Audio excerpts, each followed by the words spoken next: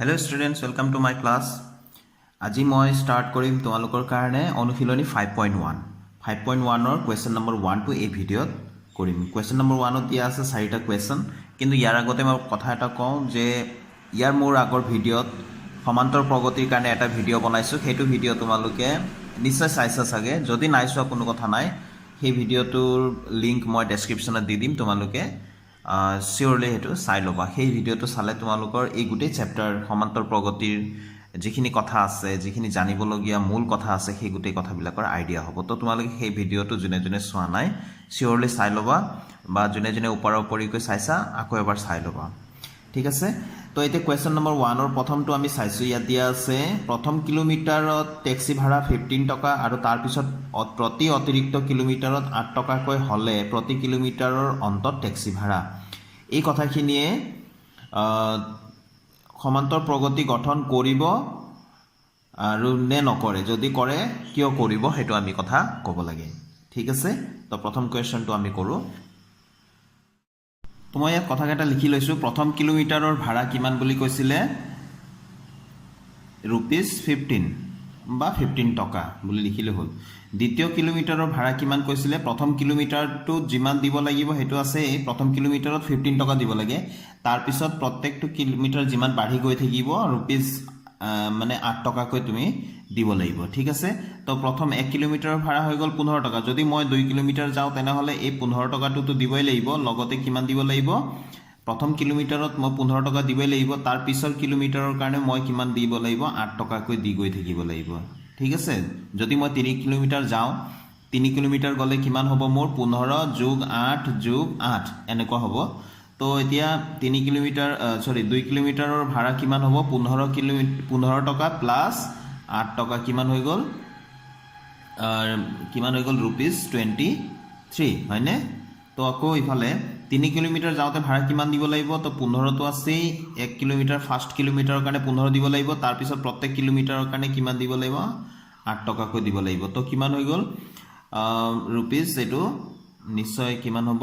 31 নহয় জানো তো 4 কিলোমিটাৰ গলে কিমান দিব লাগিব নিশ্চয় তোমালোকৰ আইডিয়া হৈ গল এতিয়া 15 + 8 + 8 + 8 নহয় জানো 8 + 8 + 8 তো কিমান হৈ যাব এটো ₹39 হয়নে এখিনি আমাৰ এনেকৈ হ'ব তো এনেকৈ আমাৰ গৈ থাকিব আৰু যিমান লাগে তো এতেকে 15 আৰু কিমান হল 23 হল তাৰ পিছত কিমান পালো আমি 31 পালো তাৰ পিছত আমি 39 পালো এইবোৰে এপি গঠন কৰে হয়নে এইটো এপি গঠন কৰে কিয় কৰে এই কথাটো মই ইয়াত লিখি দিম মই লিখি দিলো যেহেতু প্ৰত্যেক পদৰ সৈতে 8 যোগ কৰিলে পিছৰটো পদ পোৱা যায় এটা 15 ৰ লগত 8 প্লাস কৰা 23 হ'ব 23 ৰ লগত 8 প্লাস কৰা 31 হ'ব 31 ৰ লগত 8 প্লাস কৰা 39 হ'ব 39 ৰ লগত 8 প্লাস কৰা তাৰ পিছৰ পদ পাম গতিকে তেনেকুৱা গতিকে এই ধৰণৰ এই তালিকাটোৱে তাৰ মানে যিবিলাক আমাৰ ভাড়াৰ তালিকা আছিল এই তালিকাবিলাকে এপি গঠন কৰে এতিয়া আমি 1 ৰ 2 টো চাইছো এটা গ্যাস সিলিন্ডাৰৰ পৰা ভ্যাকুয়াম পাম্প এটাই এবাৰত সিলিন্ডাৰত থকা বায়ুৰ 1/4 অংশ নিষ্কাশন কৰিলে সেই সিলিন্ডাৰটোত প্ৰতিবাৰ নিষ্কাশনৰ পিছত ৰৈ যোৱা বায়ুৰ পৰিমাণ উলিওৱা মানে পৰিমাণ যেনেকৈ থাকিব সেইবিলাকে তাৰ মানে এপি গঠন কৰে নে নকৰে এপি মানে সমান্তৰ প্ৰগতি এৰিথমেটিক প্ৰগ্ৰেছন এপি গঠন কৰে নে নকৰে যদি কৰে কিয় কৰে আমি ক'ব লাগিব ঠিক আছে তো প্ৰথমতে ললো ধৰা হল সিলিন্ডাৰত আৰম্ভণিতে থকা গ্যাসৰ আয়তন সিলিন্ডাৰটোৰ ভিতৰত থকা গ্যাসৰ আয়তন ভি বুলি ধৰিলো প্ৰথম নিষ্কাশন তাৰ মানে প্ৰথমতে নিষ্কাশন মানে উলিয়াই দিয়া গ্যাস সিলিন্ডাৰটোৰ পৰা উলিয়াই দিয়া পিছত ৰৈ যোৱা গ্যাসৰ আয়তন কিমান হ'ব তো কিমান উলিয়াই দিয়া হ'ব বুলি কৈছিলে 4/1 ভাগ নহয় জানো তো v/v/4 তো প্ৰথম আছিল ইমানৰ পৰা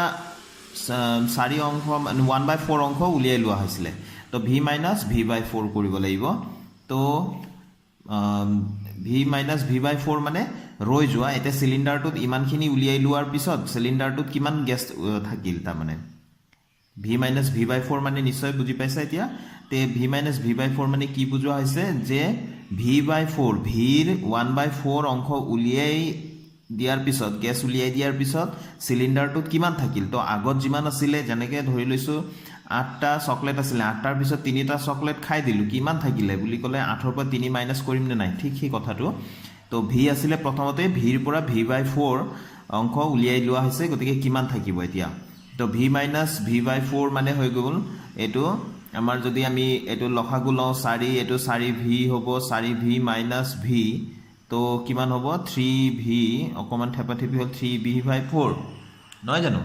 3v/4 তো দ্বিতীয় নিষ্কাশনৰ পিছত আকৌ ৰৈ যোৱা এতিয়া আমাৰ গেছ কিমান আছে সিলিন্ডাৰত 3v/4 এইখিনি আছে এইখিনিৰ পৰা আকৌ এইখিনিৰ 1/4 অংশ এইখিনি যিখিনি আছিলে তাৰ পৰা 1/4 অংশ উলিয়াই লোৱা হৈছে তো মাইনাস 3v/4 ইনটু 4 তো 1/4 অংক বুলি ক'লে তলত 4 টো লগাব লাগিব কাৰ 3v/4 ৰ গতিকে এটো তলত 4 ইনটু 4 হ'ব ঠিক আছে তো আকৌ এবাৰ ওপৰতো চোৱা প্ৰথমতে আছিল v তাছত প্ৰথম নিষ্কাশন মানে প্ৰথমতে উলিয়াই দিয়া হৈছিল কিমান উলিয়াই দিয়া আছিল ভিৰ 1/4 তো ভিৰ 1/4 মানে প্ৰথম আয়তনৰ 1/4 অংক উলিয়াই দিয়া হৈছিল গতিকে প্ৰথম আয়তনটো আমি v লৈছিলো v/4 ল'ব লাগিব তো v/4 উলিয়াই দিয়াৰ পিছত কিমান থাকিলে সিলিন্ডাৰটোত 3v/4 তো 3v/4 এইখিনি থাকিলে এইখিনিৰ পৰা এতিয়া 1/4 অংক লৈ যোৱা বুলি ক'লে ইয়াত যেনেকে ভিৰ পৰা 1/4 অংক বুলি ক'লে তলত 4 এটা দিছিলো তেনেকে 3v/4 বুলি ইয়াৰ 1/4 বুলি ক'লে 3v/4 ইয়াৰ হৰত আৰু এটা 4 ৰে পূৰণ কৰি দিব লাগিব ঠিক আছে তো আমাৰ এতিয়া ইয়াত আমি 3v/4 এইটো দুইটাতে আছে গতিকে আমি কমন লওঁ তো ইয়াতে থাকিব গোটেইখিনি কমন যোৱাৰ পিছত 1 থাকে আৰু ইয়াতে থাকিলে 1/4 থাকিলে এতিয়া আমি এটো যদি আমি 3v/4 আৰু এটো আমি যদি মাইনাস কৰো কিমান হ'ব 4 * 4 - 1 তো থাকিব 3v/4 আৰু এটো 3/4 দুটা হল নহয় জানো গতিকে আমি লিখিব পাৰো 3/4 স্কয়াৰ আৰু এটো v2 আছে v2 এনেকে লিখি দিব পাৰো ঠিক আছে তো আৰু বাকি নকৰিলে হল আমি কেটা পালো তিনিটা আয়তন পালো এটা v এটা 3v/4 আৰু এটা পালো 3/4 হোল স্কয়াৰ ইনটু v তো এতেকে এটো দেখিলে গম পোৱা যায় স্কয়াৰ থাকিলে এইবিলা খেতিয়াও সমান্তৰ প্ৰগতিত নাথাকে তোমালোকে হেতু মনত ৰাখিলে হল ঠিক আছে তো প্ৰথমতে v পালো তা 3v/4 তাৰপিছত 3/4 স্কয়াৰ ইনটু v তো এতেকে v আৰু এটা 3v/4, 3/4 স্কয়াৰ ইনটু v তিনিটা পদ এটো ঠিক আছে এটো ইনটু হয় ap গঠন নকৰে লিখি দিলে হল ap গঠন নকৰে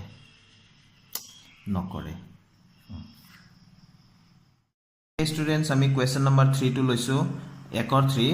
3 এটা কুয়া খান্দুতে প্ৰথম মিটাৰৰ খৰচ 150 টকা আৰু তাৰ পিছৰ প্ৰতি মিটাৰত 50 টকাকৈ লাগিলে প্ৰতি মিটাৰ খন্দাৰ পিছত কুয়া খন্দাৰ খৰচ যিবিলাক হ'ব সেইবিলাক এপি গঠন কৰে নে নকৰে যদি কৰে কিয় কৰে এটো আমি ক'ব লাগিব তো এতিয়া আমি ইয়াত লিখি লৈছো এনেকে 1 মিটাৰত খৰচ কিমান বুলি কৈছিলে 1 মিটাৰত খৰচ কৈছিলে 150 টকা ঠিক আছে 2 মিটাৰত খৰচ কিমান এতিয়া হ'ব তো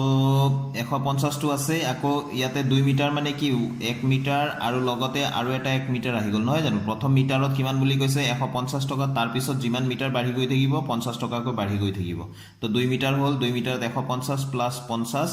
ইকুৱেল কিমান হ'ব 200 টকা হ'ব নহয় জানো তাৰ পিছত 3 মিটাৰত কিমান হ'ব প্ৰথমটো 150 আছে 150 আছে আৰু এটা 1 মিটাৰ আহি গল আকৌ 50 আহি গল নহয় জানো গতিকে তেনেকুৱা ইয়াতে 150 প্লাস 50 প্লাস 50 তো কিমান হৈ যাব 250 টকা তো এনেকে আমাৰ বাঢ়ি গৈ থাকিব নহয় জানো তো এতেকে 150 আৰু 200 আৰু 250 এলাকে তা মানে এপি গঠন কৰে এপি গঠন কিয় কৰে কাৰণ প্ৰত্যেক পদৰ সৈতে 50 যোগ কৰিলে পিছৰটো পদ পোৱা যায় ঠিক আছে এতিয়া আমি কোয়েশ্চন নাম্বাৰ 1 और 4 টু যাও তো 4 নম্বৰ কোয়েশ্চনটো আছে 1 और 4 টু 10000 টকা বছৰি 8% মিশ্ৰ সুতৰ হাৰত জমা কৰিলে সেই একাউণ্টত প্ৰতি বছৰে থাকিব লগা ধনৰ পৰিমাণ মিশ্ৰ সুদ মানে কম্পাউণ্ড ইণ্টাৰেষ্ট তো আমি এইটো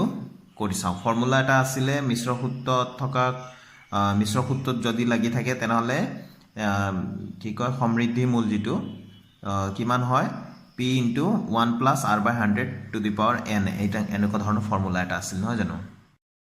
তো মই ইয়াত লিখিলোঁ প্ৰথম বছৰৰ পিছত ধন থাকিব ফৰ্মুলাটো আছে মিশ্ৰ সুতৰ যিটো formula p into 1 plus r by 100 to the power n এইটোত আমি সমৃদ্ধি মূল মানে সুতে মূলে যিটো হয় এমাউণ্ট